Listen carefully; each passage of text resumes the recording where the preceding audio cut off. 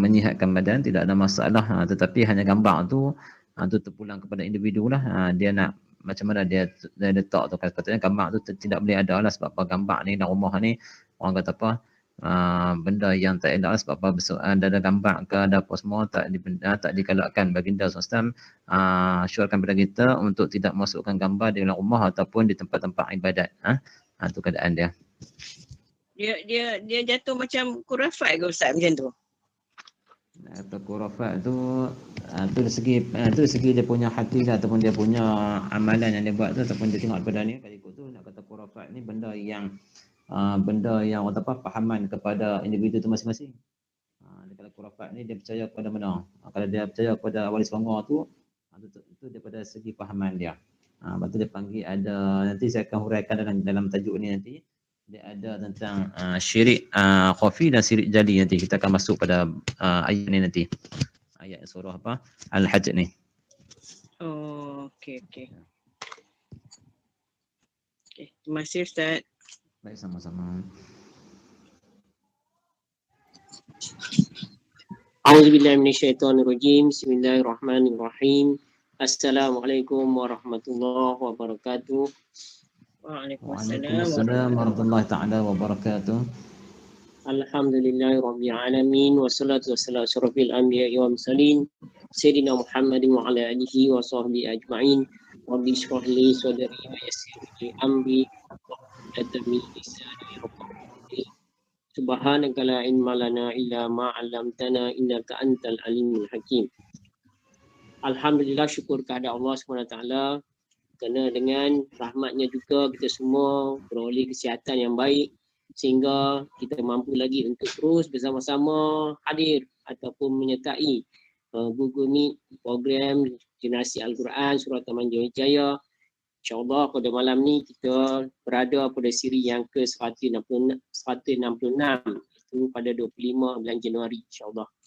Jadi tuan-tuan dan puan-puan sekalian, seperti mana yang saya maklumkan kemarin, tetamu kita pada malam ni adalah yang berbahagia Al-Fadhil Ustaz Muhammad Ishaq bin Ismail telah pun berada bersama-sama kita dalam Google Meet ni insyaAllah. Jadi saya mengalukan kehadiran tuan-tuan dan puan-puan sekalian serta Ustaz yang sudi untuk bersama kita sekali lagi pada malam ni. Ini merupakan penampilan Ustaz kali kedua bersama-sama kita insyaAllah untuk memberikan ilmu kepada kita insyaAllah. Jadi tuan-tuan dan perempuan sekalian, oleh kerana semua pun dah berada, walaupun mungkin sebahagian kawan-kawan kita akan masuk lagi selepas ni, kita tak boleh tunggu dah kerana sekarang dah pukul 9.42, dah lebih daripada 9.40. Jadi marilah sama-sama kita terus mulakan program ni sama-sama dengan baca umul kitab Al-Fatihah. أعوذ بالله من الشيطان الرجيم. بسم الله الرحمن الرحيم.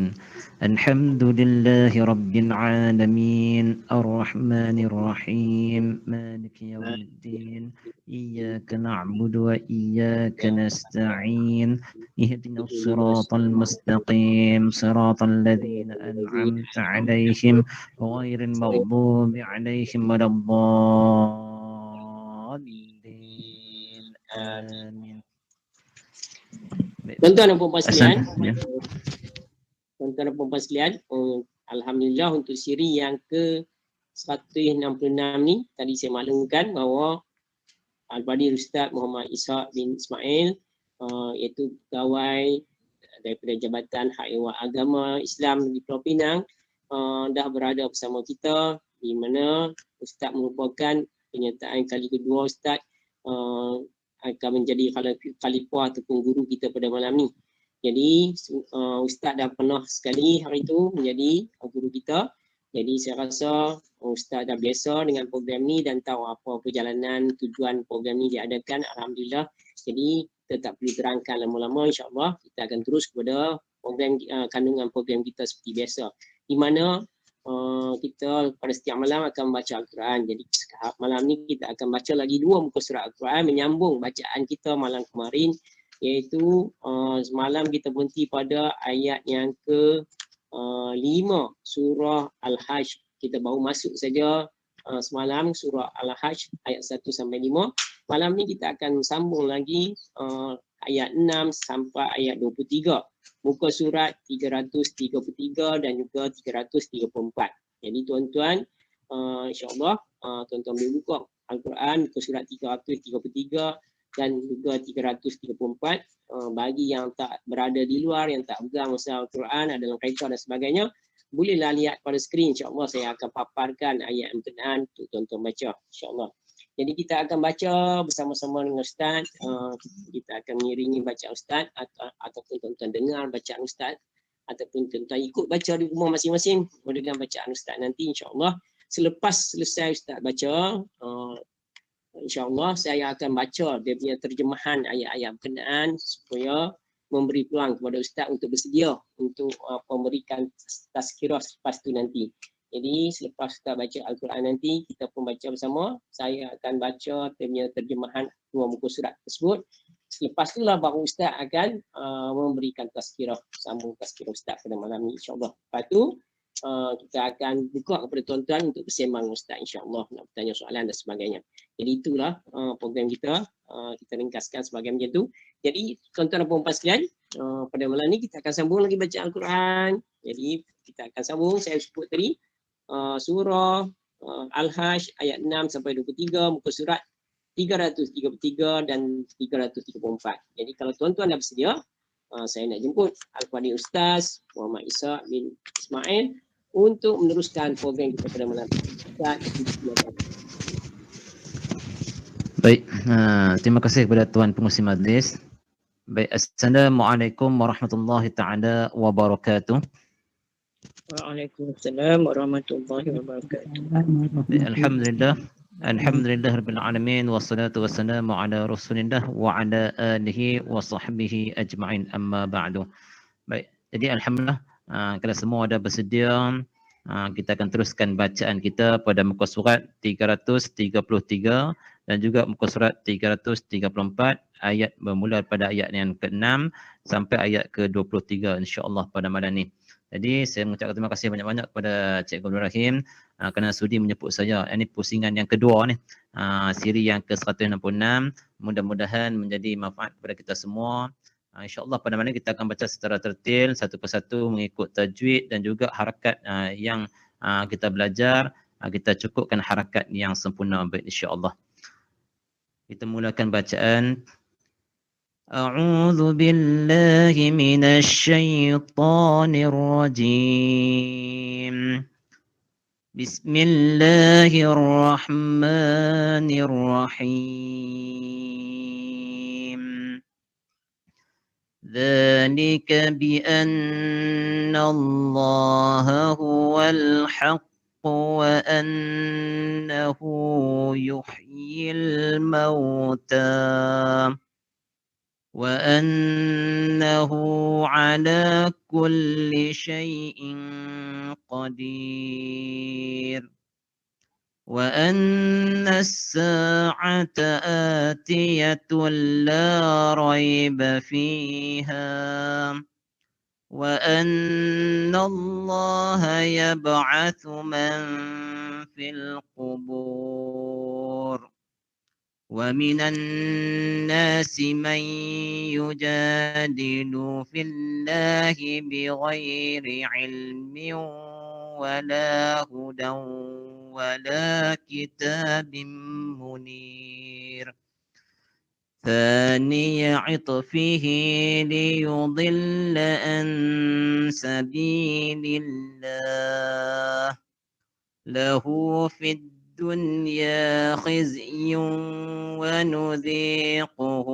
يوم القيامة عذاب الحريق ذلك بما قدمت يداك وأن الله ليس بظلام للعبيد ومن الناس من يعبد الله على حرف فإن أصابه خير اطمأن به وإن أصابته فتنة لعنة انقلب على وجهه خسر الدنيا والآخرة ذلك هو الخسران المبين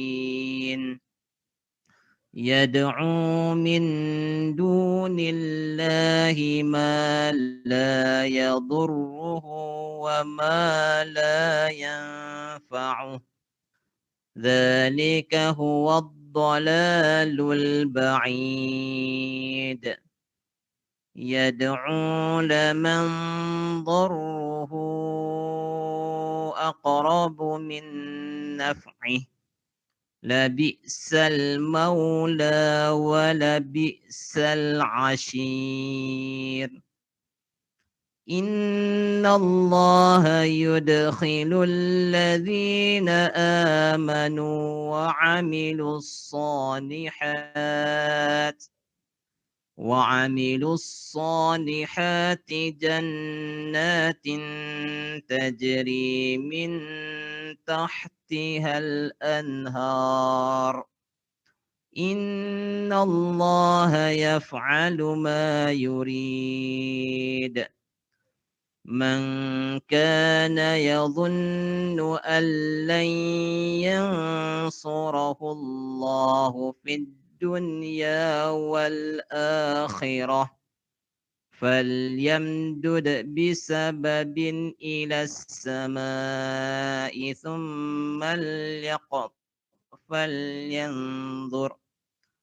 ثم ليقطع فلينظر هل يذهبن كيده ما يغيظ وكذلك أنزلناه آيات بينات وأن الله يهدي من يريد إن الذين آمنوا والذين هادوا والصابئين والنصارى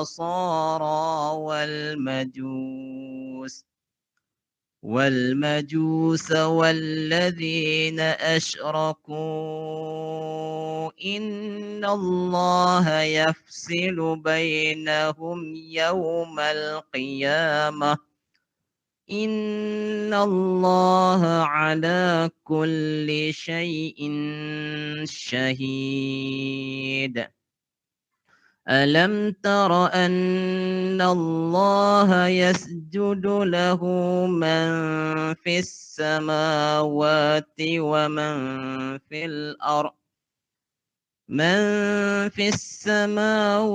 ومن في الأرض والشمس والقمر والنجوم والجبال والشجر والدواب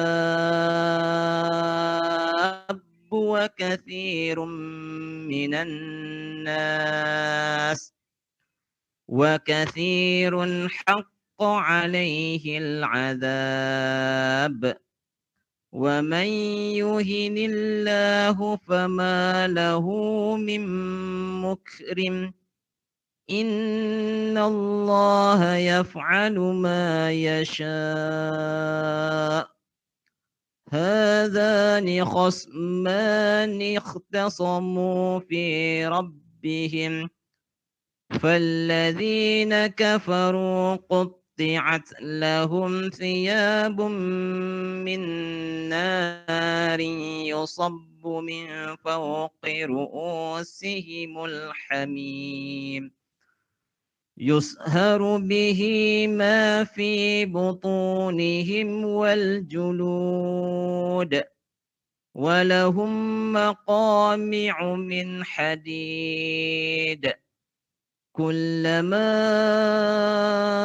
أرادوا أن يخرجوا منها من غم أعيدوا فيها وذوقوا عذاب الحريق إن الله يدخل الذين آمنوا وعملوا الصالحات جنات تجري من تحتها الأنهار يحلون فيها من أساور من ذهب ولؤلؤا ولباسهم فيها حرير صدق الله العظيم. Alhamdulillah, kita dah dapat sama-sama baca Al-Quran pada malam ni, 2 muka surat daripada ayat-ayat surah Al-Hajj. InsyaAllah saya akan bacakan terjemahannya, ayat-ayat daripada ayat yang ke-6 sampai ayat yang ke-23 insyaAllah. Sementara kita beri peluang kepada Ustaz untuk bersedia untuk tazkirah nanti. InsyaAllah ayat yang ke-6, aku mohon perlindungan Allah dari syaitan yang direjam dengan nama Allah yang Maha Pemurah lagi Maha Penyayang. Demi itu sesungguhnya Allah dialah yang hak dan sesungguhnya dialah yang menghidupkan segala yang telah mati dan sesungguhnya dia Maha berkuasa ke atas segala sesuatu. Dan sesungguhnya pada hari kiamat itu pasti datang. Tidak ada keraguan padanya dan sesungguhnya Allah akan membangkitkan sesiapa yang ada di dalam kubur. Di antara manusia ada yang membantah tentang Allah tanpa ilmu, tanpa petunjuk dan tanpa kitab yang memberi penerangan, sambil mengalihkan perutnya dengan bongkak untuk menyesatkan manusia daripada jalan Allah. Dia mendapat penghinaan di dunia dan di hari kiamat kami berikan kepadanya rasa azab neraka yang membakar. Akan dikatakan kepadanya, itu kerana perbuatan yang dilakukan dahulu oleh kedua tanganmu dan Allah sekali-kali tidak menzalimi hamba-hambanya. Dan di antara manusia ada yang menyembah Allah hanya di tepi. Maka jika dia mempunyai kebaikan, dia rasa puas dan jika dia ditimpa sesuatu ujian, dia berbalik ke belakang. Dia rugi di dunia dan di akhirat. Itulah kerugian yang nyata. Dia menyeru selain daripada Allah sesuatu yang tidak dapat mendatangkan bencana dan tidak pula memberi manfaat kepadanya. Itulah kesesatan yang jauh. Dia menyeru kepada sesuatu yang bencananya lebih dekat daripada manfaatnya. Sesungguhnya itu seburuk-buruk penolong dan sejahat-jahat kawan. Sesungguhnya Allah akan memasukkan orang-orang yang beriman dan melakukan kebaikan di dalam syurga-syurga yang mengalir di bawahnya sungai-sungai. Sesungguhnya Allah membuat apa yang Dia kehendaki. Barang siapa menyangka bahawa Allah tidak akan menolongnya Muhammad di dunia dan di akhirat, maka hendaklah dia merentangkan tali ke langit, lalu menggantungkan dirinya, kemudian fikirkanlah adakah tipu dayanya itu dapat melenyapkan apa yang menyakitkan hatinya. Seterusnya muka surat 333 ayat 16. Demikianlah kami telah menurunkan Al-Quran yang merupakan ayat-ayat yang nyata. Sesungguhnya Allah memberikan petunjuk kepada sesiapa yang Dia kehendaki. Sesungguhnya orang-orang yang beriman, orang Yahudi, orang Sabi'in, orang Nasrani, orang Majusi dan orang-orang musyrik, Allah pasti memberi keputusan di antara mereka pada hari kiamat. Sesungguhnya Allah menjadi saksi atas segala sesuatu. Tidakkah engkau tahu bahawa sesiapa yang ada di langit dan sesiapa yang ada di bumi bersujud kepada Allah, juga matahari, bulan, bintang, gunung ganang, pohon-pohon, haiwan-haiwan yang melata dan banyak di antara manusia.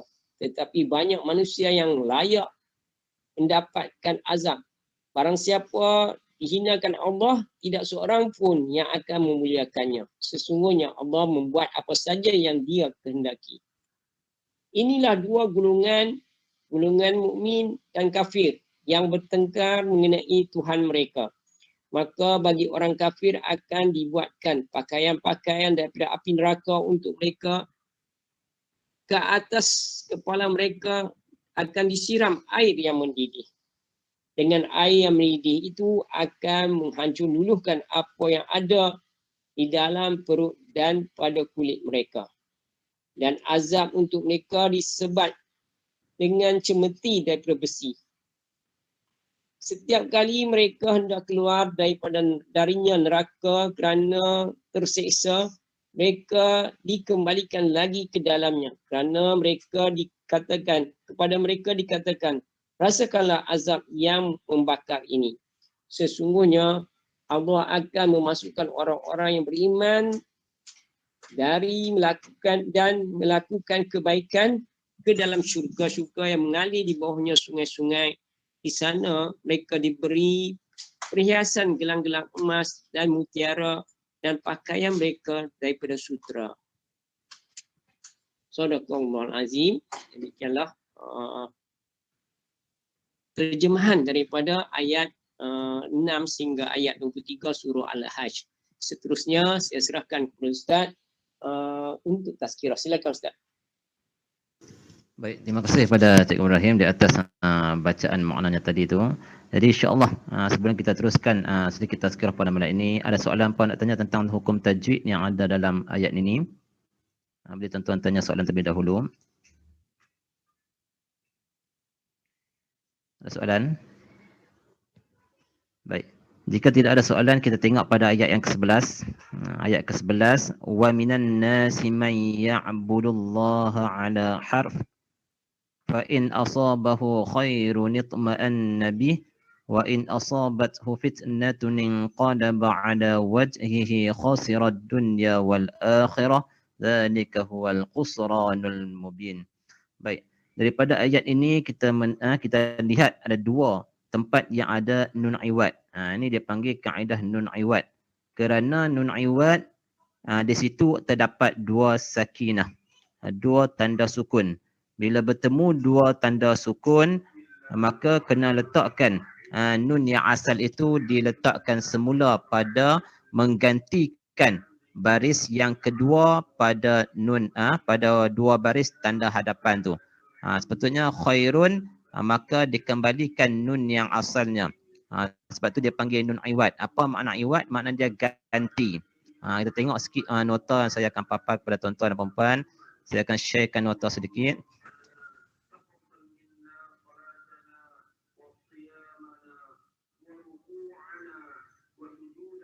Boleh nampak nota ni? Nampak Ustaz? Okey. Nampak nota? Baik, ini dipanggil nun iwad. Makna iwad makna dia ganti. Gantikan nun. Apa yang digantikan nun? Kerana asalnya dua baris atas, dua baris bawah dan dua baris hadapan. Fathatain, kasratain, donmatain. Donmatain ni makna dia ada nun di belakang dia. Contoh an, in, un. A masuk nun jadi an. I masuk nun jadi in. U masuk nun jadi un. Makna di sini kita tengok khairun. Mana kalau khairun ada nun di situ.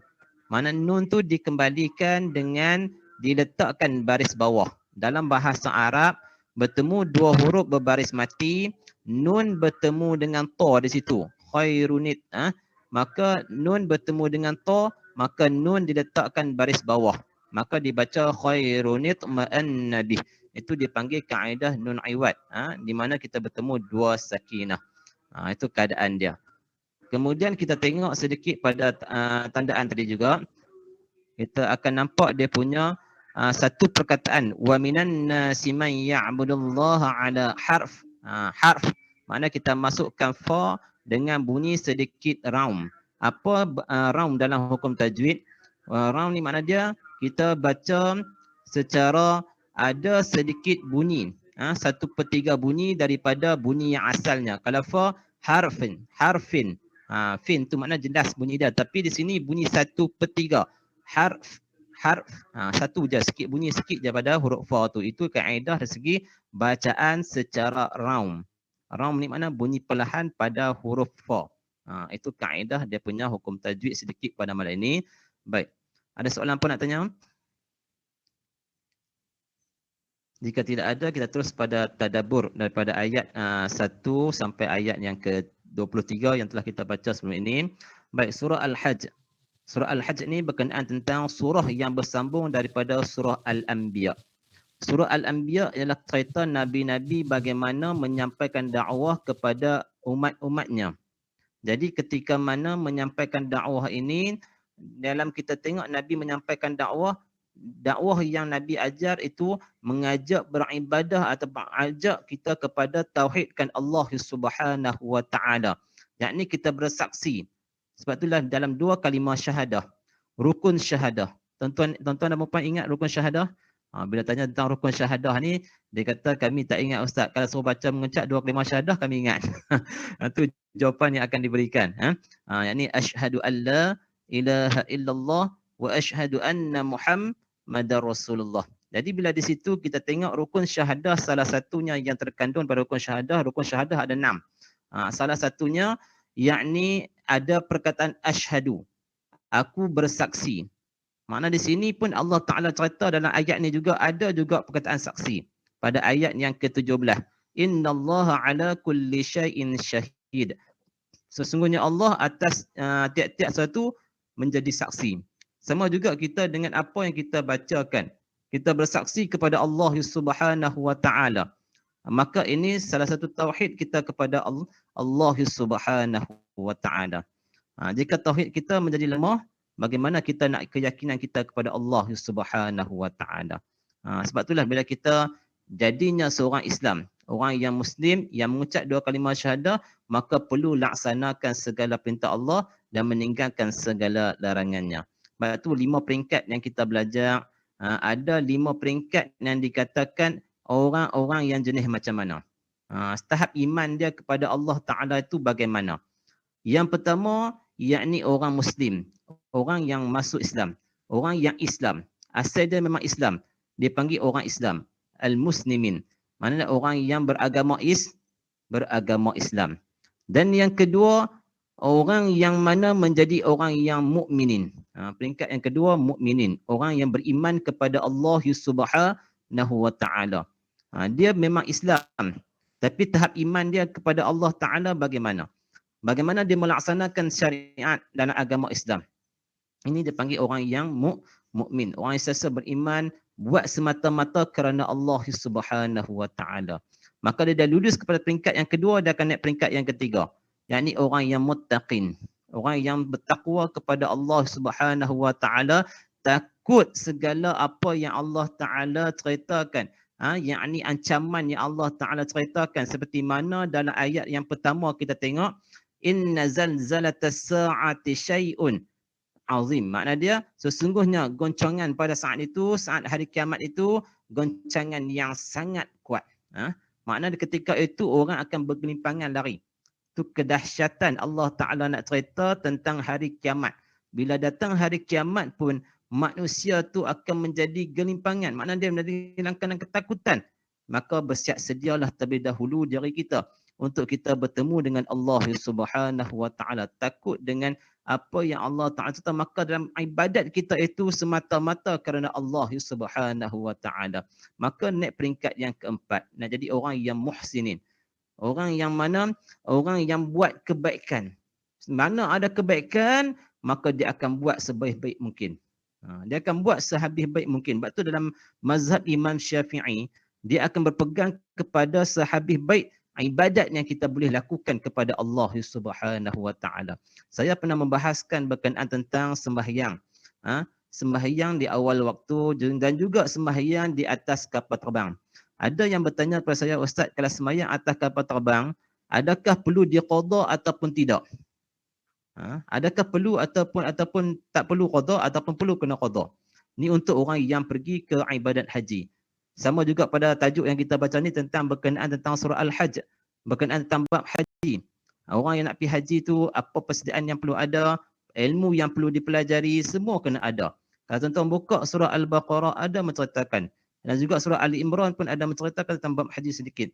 Ini kita baca Al-Hajju Ashhurum Ma'lumat, faman farada fihinna al-hajj fala rafasa wala fusuqa wala jidala fil hajj. Yang tu ada perkataan tentang apa yang Allah Ta'ala minta kepada kita untuk kita bersiap sedia dalam kita bertemu dengan Allah Subhanahu Wa Ta'ala. Jadi mana yang ada baik maka dia akan buat sehabis baik. Sama juga orang yang semayang atas kapal terbang, maka dia semayang atas kapal terbang, maka dielakkan padanya untuk dia mengqadhakan solatnya. Walaupun solatnya itu diterima oleh Allah. Adakah ia sesempurna yang kita boleh buat ataupun tidak? Kalau ada lagi kebaikan yang kita buat, maka kita buat. Boleh kita qadha, kita qadha. Sama juga di awal waktu sembahyang. Kita kalau ada, kita tahu waktu tu ada lebih baik sembahyang di awal waktu, maka dia akan buat lebih baik sembahyang dia.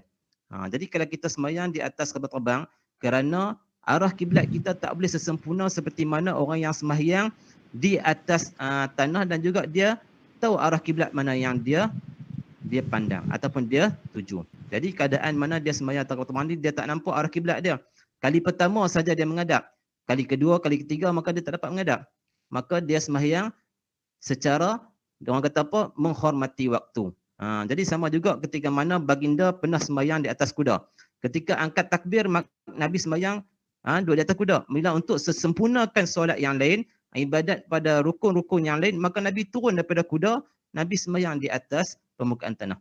Untuk Nabi boleh rukuk, boleh sujud dan beribadah secara sempurna. Ini kaedah bagi kita kata nak jadi orang yang muhsinin. Dia akan buat sehabis baik yang mana ada amalan. Contoh Tok Guru tu kata apa, sembahyang tahajud ni ada kelebihan dia macam ni, maka dia akan bangun tahajud untuk buat solat tahajud. Jika ada solat-solat yang mana ada kelebihan, solat hajat, solat istighfar, dia akan buat sehabis baik. Maka dia akan bangun malam untuk dapat pahala di sisi Allah Ta'ala. Tapi yang inilah nak dapat tahap muhsinin ni agak berat bagi kita. Pasal apa, nak bangun malam pun agak susah. Nak dapat kebaikan pun maka kita nak kena usaha sampai tahap tu untuk kita dapat pahala si Allah Ta'ala. Maka terakhir sekali, barulah jadi orang yang mukhlisin kepada Allah Ta'ala. Yang ini orang betul-betul ikhlas kepada Allah Ta'ala untuk dia beribadah kepada Allah secara ikhlas sehabis baik.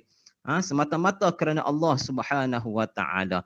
Jadi surah Al-Hajj ini menyambung daripada kisah tentang surah Al-Anbiya tadi. Surah Al-Anbiya ni ajak kita mentauhidkan Allah Subhanahu Wa Ta'ala. Maka dalam surah Al-Hajj ini menceritakan setelah mana kita mentauhidkan Allah Subhanahu Wa Ta'ala, maka kita kena buktikan dengan ibadat kita itu semata-mata kerana Allah Subhanahu Wa Ta'ala. Ini tujuan kita baca tadabbur surah Al-Hajj bermula daripada ayat ke-6 sehingga ayat yang ke-23. Jadi saya akan ringkaskan ayat pertama, ayat yang kita baca tadi, ayat ke-6 sehingga ayat yang ke-23. Berkenaan dengan ayat yang ke-6. Sebab tu bila kita tengok tauhid ni, tuan-tuan kena belajar tauhid uluhiyah, tauhid rububiyah, tauhid asma' wa sifat. Tauhid uluhiyah ni tauhid kepada Allah Subhanahu Wa Ta'ala. Semata-mata kita yakin kepada Allah. Apa perbuatan kita kepada Allah Subhanahu Wa Ta'ala. Tauhid rububiyah, segala ibadat kita itu kita buat ikhlas kerana Allah Subhanahu Wa Ta'ala.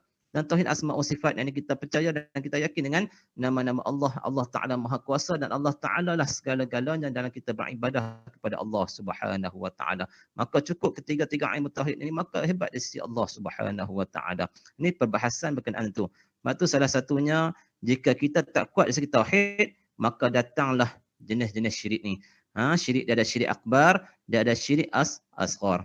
Apa yang dikatakan syirik akbar ataupun dibacakan secara syirik jali, syirik yang secara terang-terangan, yakni syirik asghar, yakni syirik secara khafi, syirik secara sembunyi. Jadi syirik jali ni maknanya kita tahu orang yang menyembah berhala, orang yang tidak bersujud kepada Allah Subhanahu Wa Ta'ala dan tak mengamalkan, orang apa, dia menduakan Allah Subhanahu Wa Ta'ala ni banyak kepada akbar. Maka yang kata khafi ni pada hati kita. Kita buat ibadah ni kerana siapa? Ibadah kita ni kerana siapa? Maka kalau kita buat semata-mata kepada Allah, maka dia kembali kepada Allah Subhanahu Wa Ta'ala. Itu dipanggil syirik khafi. Jadi kita buat tu biarlah ikhlas kita kepada Allah untuk kita dapat pahala si Allah Subhanahu Wa Ta'ala. Jadi ayat ke-6 tadi kita baca nak cerita kepada kita tentang cerita yang bersambungan daripada ayat pertama sehingga ayat yang ke-5, yakni cerita tentang Nadhr bin Hars. Siapa dia? Orang yang pandai bercerita. Orang yang pandai buat cerita. Sebab tu bila orang pandai buat cerita, orang selalu dengar. Panggillah siapa-siapa pun kalau orang tu dia pandai cakap, orang tu dia pandai berbicara, cerita pula macam orang dapat perhatian, maka orang tu dia akan jadi tumpuan. Sama juga cerita dalam TV, dia main cerita tak betul pun orang percaya. Cerita lah tentang terbang, cerita Cina terbang pun dia percaya. Tetapi kalau cerita betul dia takkan percaya. Ni untuk apa? Cerita yang realiti. Cerita Tamil pun tengok kalau dia bergaduh sungguh-sungguh, nampak realiti. Tengok sampai habis daripada awal cerita sampai habis cerita. Tapi tengok cerita tentang bab Islam, dia buka sat dia kalih. Itulah bagi manusia sebab hati nafsu tu dia cepat menyentuh ke arah tu. Jadi arah ke arah seronok pada bercerita. Sebab tu bila kita tengok bila mengaji kuliah, bila ustaz tu baca kitab sebiji-sebiji, sekejap dia mati tidur. Tapi cerita balik tentang cerita benda lain, dia angkat kepala, dia tengok. Tu cerita dia tu. Cerita dia tarikkan hati tu. Jadi Nadir bin Has ni orang yang pandai cerita. Bila Rasulullah akan menyampaikan dakwah, orang Quraisy akan panggil dia untuk duduk di tempat Nabi berdakwah. Dia akan cerita balik. Jadi di sinilah turun ayat surah Al-Hajj daripada ayat pertama tadi untuk cerita balik bagaimana yang Allah Ta'ala cerita ketika mana orang yang beginilah yang akan menentang agama Allah. Walaupun dia tu, orang kata dia akan menceritakan ketika mana Nabi kata adanya kiamat dan Allah Ta'ala boleh bangkitkan manusia. Seperti mana ayat yang kena kita baca tadi, Allah Ta'ala lah yang orang yang adalah kebenaran dan bahawasanya dia hidup dan tidak mati. Dan dia pula yang akan menghidupkan manusia itu daripada kematian tadi. Jadi bila dengar macam tu, Nadir bin Hasan dia akan kata apa? Kamu percayakah apa yang disampaikan oleh Nabi? Kata Allah Ta'ala akan bangkitkan manusia itu daripada kematian. Bahkan macam mana Allah Ta'ala nak bangkitkan? Dia petikaikan. Jadi itulah yang kita pun kadang-kadang bila manusia ni, satu masa dia akan kata apa? Betul ke? Jadi dia takkan ada rasa takut kepada Allah. Dia dah hilang rasa dia kepada keyakinan kepada Allah Subhanahu Wa Taala. Jadi saya masuk balik kepada 3 kaedah tauhid. Ini tuan-tuan kena hafal 3 kaedah tauhid ni. Yakni kita belajar secara apa yang dikatakan jazam. Tauhid secara muafakat jazam. Yakni kita betul-betul yakin kepada Allah Subhanahu Wa Taala dengan muafakat yang sebenar. Kemudian kita tidak boleh ada dalam kepercayaan kita itu 3 perkara. Yakni zon, syak dan waham. Ini masih dalam bab tauhid. Kalau tuan-tuan bab tauhid ada 3 perkara ni, syak, zon dan waham. Tak boleh ada dalam kepercayaan kepada Allah Taala. Kalau kita ada syak, betul ke? Tak betul ke? Maka ini keadaan dia. Jadilah pada ayat seperti mana kita baca tadi, yakni orang yang mana wa minan nasi may ya'budullaha ala harf.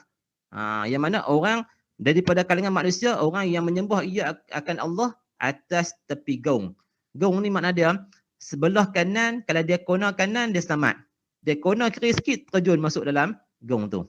Itu dia punya manusia, orang yang mana dia tidak dia ada, orang kata apa, hati dia tu berbolak-balik. Bila dia dapat kebaikan, dia kata bagus, agama Islam ni bagus. Bila dia kata tengok ada keburukan, dia kata agama Islam ni tak bagus. Cerita ada kisah tentang seorang seorang Arab datang daripada Madinah, maka dia datang ke bumi Madinah, maka ketika itu dia masuk Islam. Dia nak masuk Islam, maka ketika dia berislam dengan Rasulullah, maka ketika itu dia kata kalau seandainya isteri aku melahirkan anak dan juga binatang ternakan aku ni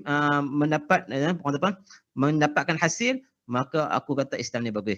Bila tidak jadi macam tu, maka dia kata Islam tu tak bagus. Itu dia punya atas sifat manusia itu, dia tidak rasa takut kepada Allah Subhanahu Wa Taala. Jadi kita juga sama. Jadi penutup dia adalah kita ambil satu pengajaran, yakni kita sebagai Islam tak boleh ada dalam hati kita berbolak-balik. Tak boleh ada berbolak-balik dalam hati kita. Kena sepakat betul-betul hati kita yang putus semata-mata kepada Allah Subhanahu Wa Taala. Jadi kalau kita contoh kita satu saja pergi mengajar satu masjid atau satu surau, bila saya mengajar kadang-kadang dia kata apa? Ni pun ujian. Contoh kali dia kata ujian, sama juga ujian yang mana dia dapat satu kebaikan, dia akan duduk kebaikan. Kalau tidak, kalau tak dapat kebaikan, dia kata Islam ni tak bagus. Sama juga macam orang pergi masjid. Bila dia pergi masjid, bila dia rasa seronok, dia pergi. Bila tak rasa seronok, dia tak pergi. Itu satu ujian tu. Mana dia hati dia berbolak-balik. Sebab tu bila kita nak buat satu kebaikan, biarlah kita betul-betul buat semata-mata kerana Allah. Sama juga nanti akan diteruskan lagi pada ustaz-ustaz yang lain, dia akan sambungkan kepada tajuk bab haji dan juga ibadah korban.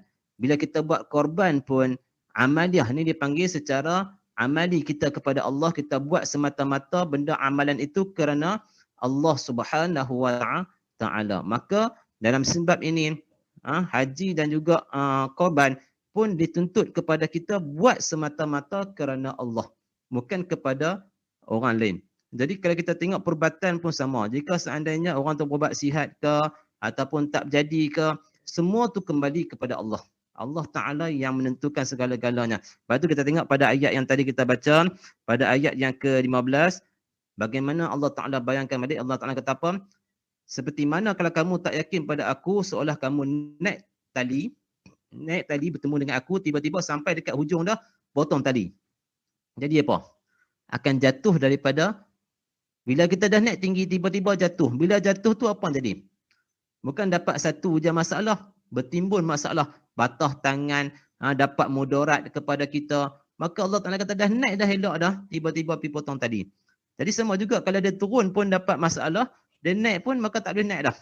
Itu keadaan dia bila kita dah naik dah elok, teruskan usaha kita kepada menuju kepada Allah Subhanahu Wa Ta'ala. Jangan kita putus harapan. Jadi insya-Allah sikit tazkirah kita pada malam ini, mudah-mudahan menjadi manfaat kepada kita untuk kita jadikan amalan kita semata-mata kerana Allah Subhanahu Wa Ta'ala. Maka jangan ada 10 perkara yang ringkas saya akan beritahu sikit pada malam ini. Jangan ada 10 perkara ini yang akan menyebabkan juga syirik kecil kepada Allah Ta'ala. Yang pertama, syarhut ta'am. Banyak makan. Kemudian syarhul kalam. Banyak bercakap. Orang banyak bercakap ni kadang-kadang akan menimbulkan orang dia marah kat kita. Maka akan menyebabkan orang keluar daripada agama Allah. Ada menyebabkan sakit hati di antara sama kita. Dan kemudian yang seterusnya, qadab. Orang yang suka marah. Jangan jadi pemarah. Bahkan Rasulullah jadi orang yang tenang. Biar jadi macam kita baca tadi, khairunit ma'anna. Sebaik-baik orang yang tenang. Kita jadi orang yang baik yang tenang. Kemudian orang yang hasad. Yang keempat adalah hasad. Jangan jadi orang yang hasad dengki. Dan juga bakhil wa hubbul mal. Orang yang bakhil kut dan juga orang yang suka kepada harta. Dia suka pada harta, dia akan jadi bergaduh. Ni pun dia rasa dia percaya kepada duit. Dia rasa percaya kepada keuntungan. Ini pun tak boleh. Dan yang seterusnya, hubbul jah. Ini suka kepada kepujian. Puji itu sebenarnya kepada Allah Subhanahu Wa Ta'ala, bukan kepada dari manusia. Dan seterusnya, hubbud dunia. Cintakan dunia. Dan seterusnya, takabur. Dan yang kesembilan, ujub. Dan yang terakhir, riak. Riak ni pun salah satu syirik yang syirik khafi. Bila kita ada riak, kita rasa bangga dari kita rasa kita ni lebih hebat, maka kita telah menduakan Allah Ta'ala dalam hati kita. Soalnya kita rasa kita ni lebih baik. Jadi kita jangan rasa itu, kita biar rasa dari kita ni sentiasa lemah. Lepas tu kita bersujud, dahi kita biarlah letak ke dahi, ke tanah, seolah-olah kita ni merendahkan diri kita kepada Allah, bahawa kita ni tidak ada apa-apa makna, hanya Allah Subhanahu Wa Ta'ala yang menentukan. Jadi insya-Allah sedikit pada tazkirah ini, saya serah balik pada pengurusi, mudah menjadi manfaat kepada kita. Baik, Assalamualaikum warahmatullahi taala wabarakatuh. Waalaikumsalam warahmatullahi wabarakatuh. Alhamdulillah, jazakallah khairan katsira diucapkan kepada ustaz yang sudi bersama kita lagi pada malam ini menjadi guru kita dalam bacaan Al-Quran tadi, dan seterusnya memberikan kita sedikit ilmu mengenai tajwid yang ustaz sampaikan tadi. Dan seterusnya ustaz memberikan tazkirah bermula dengan tadabbur ayat yang kita baca, dan seterusnya tazkirah yang ustaz sampaikan kepada kita. Alhamdulillah. Tuan-tuan dan puan-puan sekalian, saya nak buka lah kepada tuan-tuan dan puan-puan untuk berinteraksi dengan ustaz pada malam ni. Siapa yang nak berinteraksi dulu, silakan tuan-tuan dan puan-puan. Saya juga mengalu-alukan sebenarnya dalam program ni selalunya biasa-biasanya kita dalam 30 lebih ke 40. Tapi malam ni sampai ke 50 lebih tadi. Saya mengalu-alukan kehadiran anak-anak murid ustaz lah dalam memang ustaz ada buat kelas Al-Quran. Saya juga mengalu-alukan kehadiran pelajar-pelajar ustaz yang belajar dengan ustaz Al-Quran dan juga tajwid. Jadi tuan-tuan dan puan-puan, jika ada apa-apa tuan-tuan nak berinteraksi dengan ustaz, dipersilakan. Haji Yaakob, kita bagi peluang orang Taman Jawijaya dulu. Haji Yaakob, sebenarnya dalam grup ni kita buka kepada umum, jadi merata apa peserta dia ataupun ahli jemaah yang ada ni sebenarnya bukan daripada Taman Jawijaya saja, daripada luar pun ramai, malah ada daripada Selangor pun ada, daripada Alustak pun ada, daripada tempat-tempat lain juga ada. Tapi malam ni nak bagi peluang kepada Haji Yaakob dulu. Silakan Haji Yaakob. Terima kasih Tuan Haji Rahim, dan terima kasih juga yang membuat tafsir Al-Quran tadi. Jadi Assalamualaikum Ustaz. Waalaikumsalam Allah ya Haji Yaakob ya. Saya bukan nak tanya banyak soalan ni. Satu, kita tak boleh balik pada Allah lah. Jadi bagaimanakah kita caranya untuk kita bertauhid dengan baik dan kita dapat mewujudkan satu suasana yang lebih baik pada Allah untuk kita beribadat dan membuat perkara-perkara yang baiklah. Itu saya soalannya. Baik. Assalamualaikum. Baik, insya-Allah seperti mana apa yang ditanyakan oleh Haji Yaakob berkenaan tentang bagaimana kita nak dapatkan keyakinan kita semata-mata kerana Allah Subhanahu Wa Taala. Keyakinan ni dia datang daripada hasil daripada kita yakin sebenar-benarnya. Jadi bila kita bersaksi, maka banyakkan amalan kita dan kita banyakkan berdoa kepada Allah dan pengharapan kita kena ada pengharapan sungguh-sungguh. Seperti mana yang Allah Taala maklumkan kepada kita tentang bab-bab hari kiamat, dan banyakkan kita mempelajari tentang hari kiamat. Kenapa? Supaya timbul ketakutan kita kepada Allah, maka kita akan banyak lagi beribadah kepada Allah, dan maka bila kita banyak ibadah maka lebih dekat kita kepada Allah Subhanahu Wa Taala. Jika tidak, benda dunia ni akan masuk kepada diri kita dan kita cinta kepada dunia. Bila cinta kepada dunia ni, apa pun akan hilang. Sebab tu kita dengan ada timbul rasa kasih kita pada dunia. Sebab semua bila kita mati nanti akan ditinggalkan segala-galanya. Maka banyakkan baca tentang bab hari kematian, maka insya-Allah dia lebih dekat dari kita kepada Allah. Lepas tu bila Nabi SAW sampaikan dakwah, Nabi akan banyak menceritakan tentang hari kiamat. Maka insya-Allah itu akan dapat timbulkan rasa yakin kita sebenar-benar kepada Allah Subhanahu Wa Taala. Itu saja insya-Allah.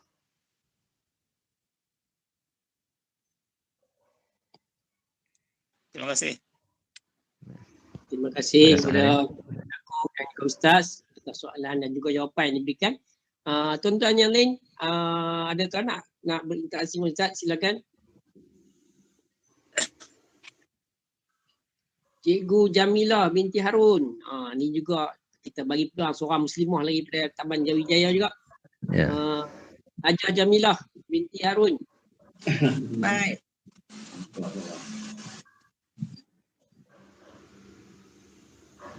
Ya, Puan Jamilah ada soalan? Assalamualaikum Cikgu Rahim dan Assalamualaikum Ustaz.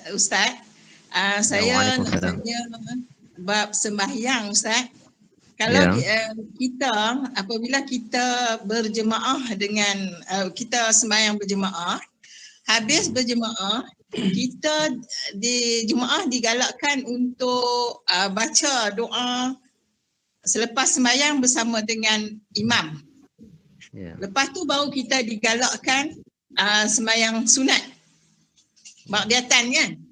Ya. Jadi kalau kita sembahyang seorang-seorang, adakah kita kena ikut macam tu? Kita kena baca doa dulu baru sembahyang, ataupun kita terus sembahyang sunat dulu baru kita berdoa ataupun berzikir? Ya. Kalau kita berjemaah, biasanya afdal kita ikut imam kan, baca doa lah, zikir lah, baru kita sembahyang sunat. Kalau kita sembahyang seorang macam mana Ustaz? Boleh tak kita terus sembahyang sunat baru kita berdoa? Baik, berkenaan tentang soalan, baik sama-sama, berkenaan tentang soalan Puan Jamilah. Sebelum saya nak teruskan pada soalan ini, sikit perkongsian pada malam ini pada ayat yang terakhir tadi kita baca tadi tu, tentang orang yang masuk dalam syurga Allah Subhanahu Wa Taala akan dipakaikan sutera. Jadi bila kata pakai sutera ni, hukum bagi orang yang sembahyang pakai sutera hukum dia haram. Dan juga di luar sembahyang pun kalau pakai sutera hukumnya haram. Kalau seandainya sutera tu sedikit berbanding daripada kapas, ada ulama membahaskan boleh diharuskan beliau untuk pakai. Tapi kalau seeloknya ditinggalkan sutera itu, kerana sutera kenapa diharamkan? Sebab bagi pakaian ahli syurga sahaja memakai sutera. Jadi siapa yang memakai sutera di dunia, maka tak boleh pakai dah di akhirat. Itu kesia lah. Jadi biar kita di dunia tak pakai sutera, tak apa, kita pakailah pakaian yang biasa seperti mana kita pakai insya-Allah. Baik, kemudian berkenaan tentang soalan Puan Jamilah, ya. Ini tadi untuk lelaki dan perempuan ke untuk lelaki saja? Tak boleh pakai dia untuk sutera ni termasuk kalau ikut tu pada lelaki dan juga wanita. Kalau ikut tu sebab apa dia kata untuk ahli syurga yang akan pakai sutra. Jadi seeloknya ditinggalkanlah sutra tu. Seandainya kalau dia ada perbahasan juga, kalau seandainya kain tidak ada, hanya kain sutra saja ada, maka baru boleh digunakan. Hanya kain itu saja yang ada. Kain ini tidak ada, baru boleh dipakaikan. Boleh dipakai untuk bagi orang yang memakai sutra. Itu keadaan dia.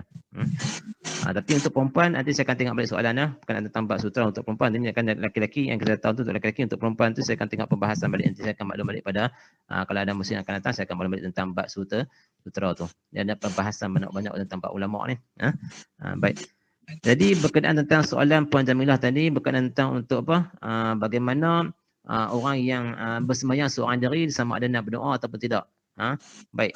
Dia kalau ikut segi lurah ataupun dari segi syarak, berkenaan tentang bab doa ni, sembahyang as-salatu doa. Mana sembahyang tu adalah doa. Jadi kalau tak doa pun tidak ada masalah. Pasal apa? Hanya kita nak dapat permintaan kita. Seeloknya kita minta selepas mana kita buat ibadat, kita berdoa. Ataupun kita berzikir, maka kita berdoa. Itu dia punya adat dalam sembahyang. Habis satu sembahyang kita berdoa. Kemudian habis sembahyang kita berdoa. Tapi kalau tak berdoa pun tidak ada masalah. Boleh naik untuk solat terus. Tapi kalau untuk mengikut imam pun sama kaedah dia. Kalau kita tak berdoa pun tidak ada masalah. Hanya seafdal-afdalnya kita berdoa sebab apa? Kita ada pengharapan kita kepada Allah. Lepas kita sembahyang, kita berdoa, ya Allah, terimalah doa, terimalah amalanku yang telah aku lakukan. Kadang-kadang kita tak ada pengharapan kita buat tapi kita tak mengharap sesungguh. Maka kita doa tu pun kita minta supaya Allah Ta'ala terima sembahyang kita. Sebab tu kita tak di akhir doa kita, Rabbana taqabbal minna doa'ana wa salatana. Ya Allah, terimalah doa aku dan terimalah solat aku. Terimalah solat kami supaya apa yang kami lakukan ni terima olehmu, ya Allah. Ini tujuan dia. Tapi kalau tak doa pun tidak ada masalah. Pasal dia kata as-salatu doa, maka sembahyang tu pun ada doa. Maka dalam doa tu pun dah terkandung segala doa yang ada dalam surah Fatihah dan juga yang terkandung dalam setiap mana-mana solat-solat yang kita lakukan tu, ibadat seperti duduk antara sujud pun kita dah berdoa dah. Rabbighfirli warhamni, di situ semua ada doa dah. Jadi tidak ada masalah. Baik, insya-Allah. Ada soalan?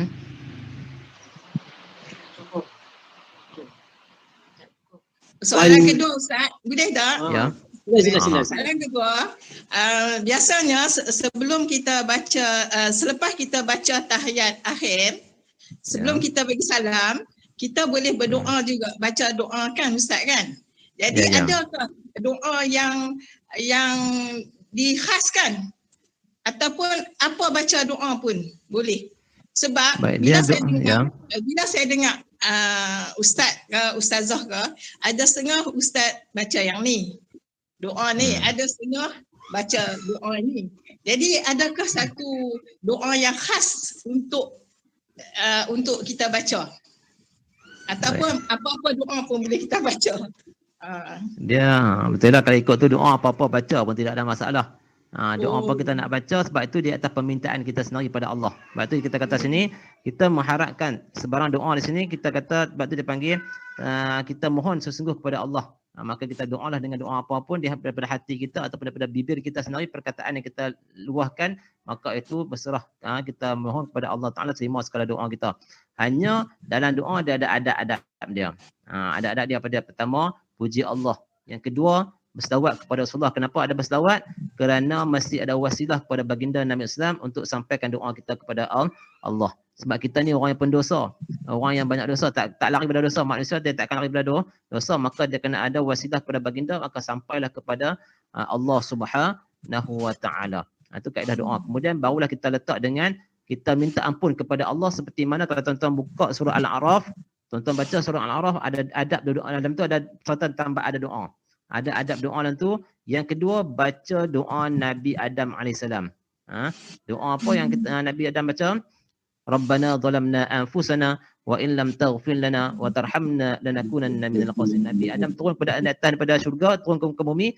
Doa yang Nabi Adam baca, doa tu pertama. Jadi maka kita sebagai waris-waris daripada tok nenek moyang kita Adam dan juga Hawa, maka doa inilah yang kita baca. Rabbana zalamna, kemudian mintalah apa yang kita nak minta. Itu dia punya adab doa dah. Baik, ada soalan lain? Baik, terima kasih Ustaz. Baik, sama-sama. Puan Hajar Sadiah, adakah Ustaz tadi dah menjawab soalan yang Haji Sabiah tanya awal tadi. Ada apa-apa Haji Sabiah nak sambung lagi, insya-Allah. Terima kasih Tuan Haji Rahim. Assalamualaikum Ustaz. Waalaikumsalam. Saya nak tanya satu soalan santai Ustaz. Ya. Kita banyak pasangan, yang ni berkait dengan tugas Ustaz lah. Banyak pasangan yang berkahwin yang bukan Islam, kahwin dengan pasangan Islam, kahwin masuk Islam kerana nak kahwin saja. Macam mana macam mana macam tu Ustaz? Dia bukan kata macam masuk Islam, nak belajar Islam, rasa ni, tapi masuk Islam kerana nak kahwin. Jadi macam mana hukum dia macam tu Ustaz? Baik. Berkenaan tentang masuk Islam disebabkan perkahwinan. Yang ni tu saya kata tadi, kalau ikut dia punya penyaksian dia mestilah, sebab tu dalam bab fiqh ni, kalau tuan-tuan buka hadis Bukhari, hadis riwayat Bukhari, kalau baca daripada kitab Sahih Bukhari dia akan letakkan apa? Tauhid di belakang sekali. Permulaan dia adalah ibadah. Bab amali ibadah ni, sebab apa? Dia kena kuatkan dia punya keimanan kepada Allah, barulah dia bertauhid kepada Allah. Pasal apa? Kalau dia tak tauhid dulu, kadang-kadang bila dia tauhid ni, kadang-kadang dia amal ibadat dia tak jaga. Sembahyang dia tak jaga, apa tak jaga. Dia hanya semata-mata nak dapat tujuan dia, boleh masuk Islam, boleh berkahwin. Ni banyak berlaku di peristiwa di tempat-tempat kami tangkap pun. Ada juga yang masuk Islam, syahadah tak boleh mengucap, sembahyang tak boleh, baca Quran tak boleh, tapi dia adalah Islam. Dia adalah Islam. Nama pasal apa? Dia dapat kad bukti kata dia mu'allaf. Bila dapat kad yang tu, masalah balik. Jadi dia tak tahu hukum hakam.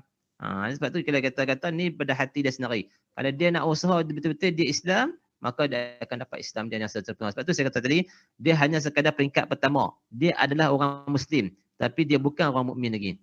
Kalau mukmin, dia akan beriman kepada Allah dan dia akan jadi orang yang muttaqin. Dia akan takut kepada Allah. Dia tak akan buat maksiat. Ni dia akan buat maksiat juga. Walaupun dia masuk Islam, tapi masih lagi berlakunya khalwat. Ni ada saya tangkap orang seorang mu'allaf dan juga orang Melayu kita. Duduk satu rumah. Pun ada juga. Baru ni tangkap seorang Bangla dengan Malaysia. Bangla Malaysia. Maknanya dia tanya balik mak dia tahu kata anak dia duduk sekali. Ni Masya Allah. Tapi bila kita kata, tahu tak hukum hakam? Bangla tu pun kata apa? Dia pun tahu hukum hakam, dia kata berzina. Tapi benda tu lama baik pergi kat dia kata. Jawab macam tu, saya nak kata apa? Saya kata apa? Asal nak dapat tu nak tumbuk bagi. Masih mempermainkan agama Allah Ta'ala ni, kita banyak lagi kadang-kadang. Macam mana tapi benda tu dah berlaku. Dia macam itulah keadaan manusia. Baik. Soalan lain? Ustaz, jadi tanggungjawab pasangan yang dah macam yang dah convert ke Islam tu, tanggungjawab atas pasangan tu yang ngajak ke dia ataupun tanggungjawab tu terletak pada macam satu majlis lain yang macam perkim ke yang ajak. Baik, kalau ikut tu memang kita akan bagi kepada Darul Hidayah. Darul Hidayah ni untuk menyampaikan dakwah kepada mereka dan juga pada tanggungjawab kepada ahli anak Qaryah. Dia kena tahu siapa yang masuk Islam supaya dia dapat buat aktiviti kepada mereka. Sebab itulah di masjid-masjid saya akan syorkan supaya adakan majlis-majlis ilmu yang ringan-ringan. Contoh kita kata tadi, bab fiqh kita kata sembahyang berapa rakaat. Benda tu kena ulang-ulang balik. Pasal apa? Kalau suruh pergi kelas, mereka ni takkan pergi kelas benar. Pasal pergi kelas dia ada masa yang tertentu. Contoh waktu pagi, mereka pergi kerja. Waktu malam ni, maghrib ni memang waktu yang, orang kata apa, waktu yang sederhana. Waktu yang mereka boleh ada masa lapang. Dia ni bila ajak mereka pergi ke tempat masjid untuk supaya mereka tembak ilmu. Ada setengah tu tak mau ikut juga. Yang tu dari segi manusia sendirilah. Yang tu tak ada nak kata apa. Tu dia ikut pada orang yang masuk Islam tu kerana apa. Baik, insya-Allah. Terima kasih Ustaz. Baik, sama-sama. Malam ni nak dengar pula apa Tuan Haji Osman Mat kita daripada Taman Jawijaya kita yang merupakan jemaah yang istiqomah lah kat masjid daerah Seberang Selatan. Ustaz kenal ni. Apa Tuan Haji Osman. Silakan berinteraksi dengan Ustaz.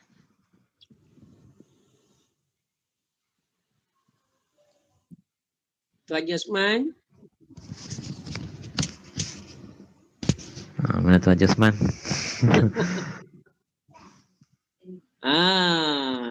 Keluar gambar lah. Silakan Tuan Haji Osman. Assalamualaikum Ustaz. Baik, waalaikumsalam warahmatullahi taala wabarakatuh. Assalamualaikum, cikgu. Salam. Bagi saya ini memang berminat untuk mendengar lah. Tapi terima kasih lah kepada Ustaz yang banyak memberi penerangan yang baik lah. Ingat tak ada apa.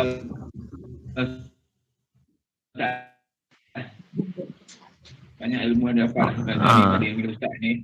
Terima kasih lah. Tuan Haji Osman, hari Jumaat ni kita ada kelas. lain. Jumaat ni kita ada kelas apa? Tuan Haji Osman, Jumaat ni kita ada kelas di apa? Sungai Bakap.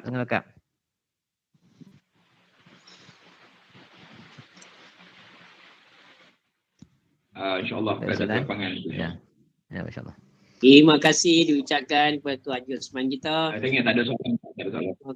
Okey, terima kasih kerana muncul dan berinteraksi dengan Ustaz. Seterusnya nak jemput Rizal, saudara Rizal kita, Taman Jawawijaya juga Rizal. Rizal,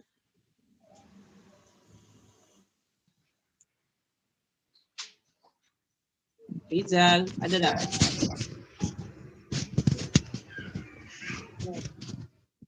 Atau kita bagi peluang kepada orang jauh dulu daripada Ceras ni, Puan Hajah Supiah Mak Sirun, silakan Puan Hajah Supiah.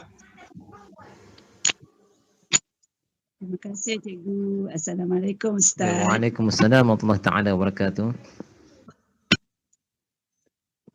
Saya ingin bertanya berkenaan jiran lah Ustaz. Agak berat jugalah. Ya. Dia memang Islam sejati. Tapi dia tak pernah pergi jemaat ataupun campur masyarakat. Macam pergi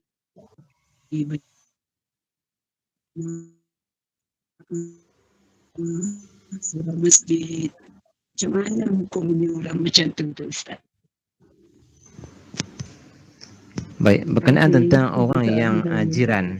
Ya, sama-sama. Ya, baik. Baik, sama-sama. Ni berkenaan tentang jiran. Jiran kita kena ambil berat lah. Apa-apa berlaku sebab kita kena tahu sebab jiran kita pula Islam. Jadi tanggungjawab kepada kita.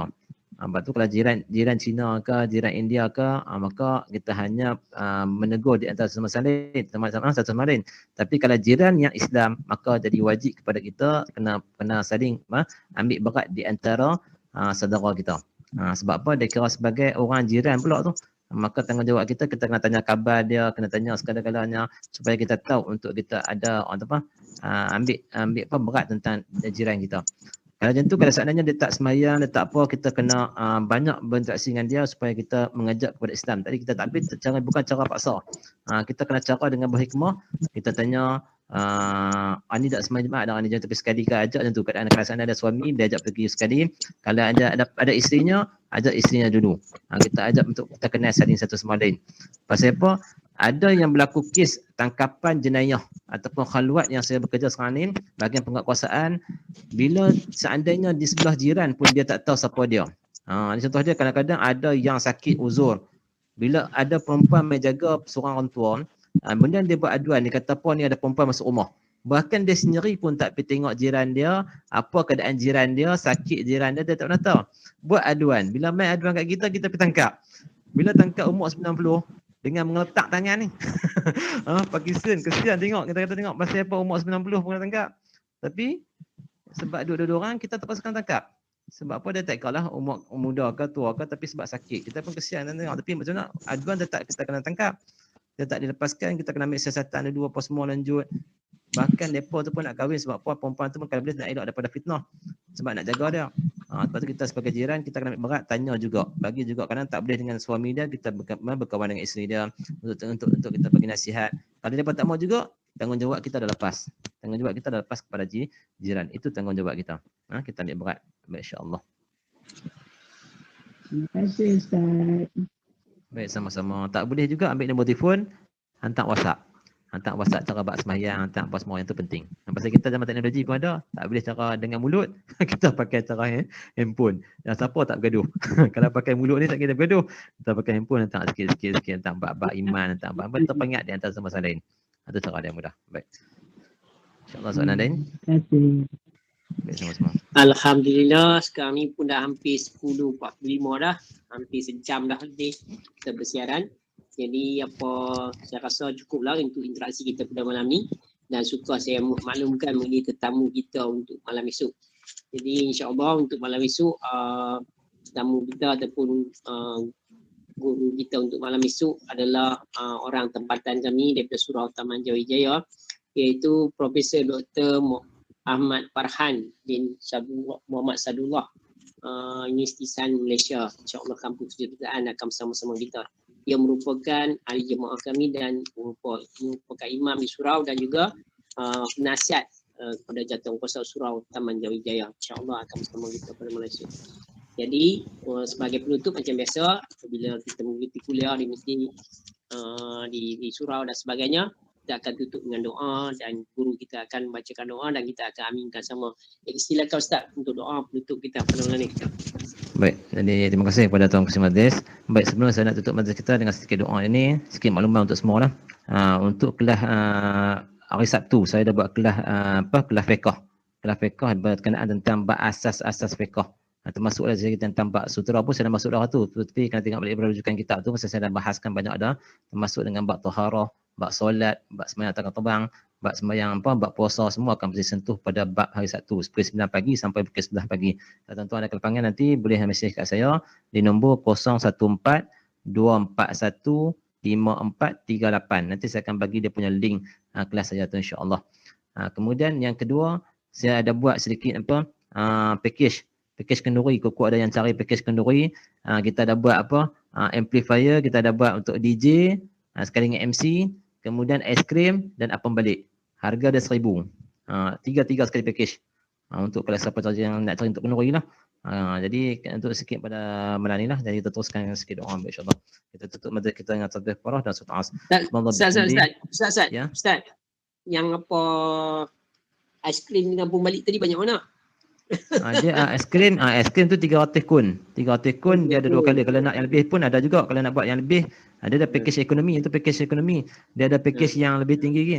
Untuk yang DJ tu package sekali dengan tahlil. Saya akan buat tahlil dan saya akan buat doa. Yang kita berapa 1,000 tadi ke? Yang package Ya, 1,000 tadi. Yang apam balik banyak mana? Apam balik dia 7 kilo. 7 kilo lebih kurang 350 tu lah. Dapat kurang 350 biji. Clear. Alhamdulillah. Baik ya. Jadi kita tutup majlis kita dengan tasbih parah dan sedikit doa. Baik. Subhanallah bihamdi. Subhanakallahumma bihamdika asyhadu an la ilaha illa anta astaghfiruka wa atubu ilaik. Bismillahirrahmanirrahim. Allahumma arhamna bil Qur'an waj'alhu lana imaman wa nuran wa hudan wa rahmah. Allahumma dhakkirna minhu ma nasina wa 'allimna minhu ma jahilna warzuqna tilawatahu ana al-laili wa atrafan nahar waj'alhu lana hujjatan ya rabbal alamin. Allahumma ansuril Islam wal muslimin fi kulli makan wa zaman. Allahumma inna nas'aluka min khairi ma sa'alaka minhu nabiyyuka Muhammadun sallallahu alaihi wasallam wa na'udzubika min syarri ma sta'adha minhu nabiyyuka Muhammadun sallallahu alaihi wasallam. Allahumma inna na'udzubika minal barasi wal junun wal juzam wa min sayyi'il asqam. اللهم دفع عنا البلاء والوباء وما ظهر منها وما بطن يا أرحم الراحمين. اللهم اجعل جمعنا هذا جمعا مرحوما وتفرقنا من بعده تفرقا معصوما ولا معنا شقيا ولا مطرودا ولا محروما ولا مظلوما.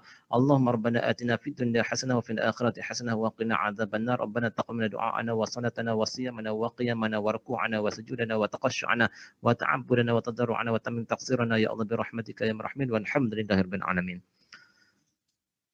Amin ya rabbal alamin. Sekali lagi saya ucapkan terima kasih kepada tuan-tuan dan puan-puan sekalian yang terus istiqamah menyertai program ni. Program ni kita jalankan setiap hari pada waktu yang sama. Kepada tuan-tuan yang nak mengikuti program ni, boleh mengikuti program ni setiap hari jam 9.30 malam. Untuk kita join pukul 9.40 kita akan mulakan. Jadi kita dah baca Al-Quran lebih daripada separuh daripada Al-Quran dan sekarang kita masuk separuh yang kedua, di mana yang kita maklumkan tadi kita baca setiap hari 2 buku surat. Jadi dah 166 siri, maksudnya kita dah baca lebih daripada 300 lebih lah buku surat. Jadi alhamdulillah. Jadi tuan-tuan dan puan-puan sekalian, saya ucapkan terima kasih banyak kepada Ustaz dan terima kasih kepada Ustaz yang sudi lagi bersama kita pada malam ni dan seterusnya menjadi guru sekali lagi pada kami. Sehingga kita jumpa lagi pada malam esok bersama Ustaz dan juga guru yang lain pula. Dan semoga tuan-tuan dan puan Allah berikan kesihatan dan kejayaan kepada apa yang kita hajatkan, insya-Allah. Wabillahi taufiq wa hidayah. Wassalamualaikum warahmatullahi wabarakatuh. Jumpa lagi besok. Assalamualaikum. Waalaikumsalam warahmatullahi taala wabarakatuh. Baik, sama-sama. Terima kasih Tuan Haji Rahim. Terima kasih semua. Terima kasih. Assalamualaikum. Ustaz.